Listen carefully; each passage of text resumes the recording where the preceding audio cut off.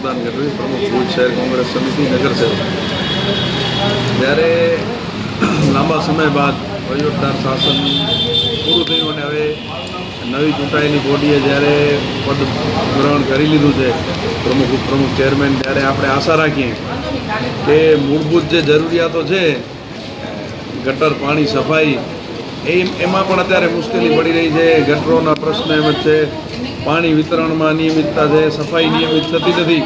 એ તો મૂળભૂત કામો છે અને અધિકાર છે દરેક નાગરિકનો આ સગવડો મેળવવાનો, એ તો પૂરા થવા જ જોઈએ. પરંતુ સાથે સાથે હું આપણે કહું કે 41 વર્ષથી ભાજપનું શાસન છે. આજે ભુજમાં ધારાસભ્ય એમના છે, કચ્છમાં સાંસદ એમના છે, ત્યારે હવે ગટર, પાણી અને એ પ્રશ્નોમાંથી બહાર નીકળી અને નગરપાલિકા કોઈ નમૂનારૂપ કામગીરી કરે, કોઈ આઇકોનિક કામ કરે કે જેનાથી બહારથી જે પ્રવાસીઓ આવે છે એમને ભુજમાં કંઈ નવું એવું લાગે કે ભુજ એ ખરેખર ભુજનો વિકાસ થયો છે.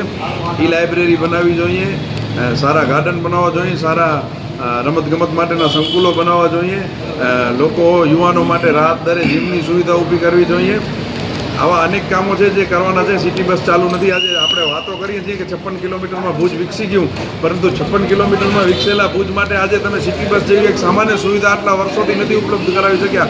આ મોટામાં મોટી શરમજનક વાત છે. આ બાબતે અમે આવતીકાલે રજૂઆત પણ કરવાના છીએ કે તાત્કાલિક ધોરણ જ્યારે વડાપ્રધાન એવી વાત કરતા હોય કે હવે પેટ્રોલ ડીઝલનો બચત કરો, પુલિંગ કરીને જાઓ, ત્યારે ખરેખર લોકોને મોટામાં મોટી બચત તો સિટી બસથી થાય એમ છે. એટલે તાત્કાલિક ધોરણે સિટી બસ ચાલુ કરવામાં આવે એવા ઘણા બધા કામો છે જે કરવાની જરૂર છે. અને આપણે આશા રાખીએ કે છેલ્લા 10 વર્ષમાં જે નગરપાલિકાનો વહીવટ ખાડી ગયો છે એવી પરિસ્થિતિ હવે ન થાય. એમાં પણ જે છેલ્લા 8 વર્ષ હતા એમાં તો કોઈ કામગીરી થઈ નથી.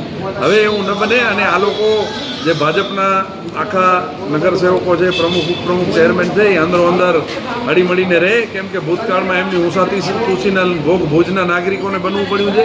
એવું ન બને અને આ લોકો, અમે પણ એક વિરોધ પક્ષ તરીકે સકારાત્મક ભૂમિકા જ ભજવશું, બિનજરૂરી વિરોધ નહીં કરીએ. પરંતુ જ્યાં જ્યાં પ્રજાકીય પ્રશ્નો છે, પ્રજાને તકલીફ હશે ત્યારે ચોક્કસ આમનો કાન પકડીને એ કામ કરાવશું.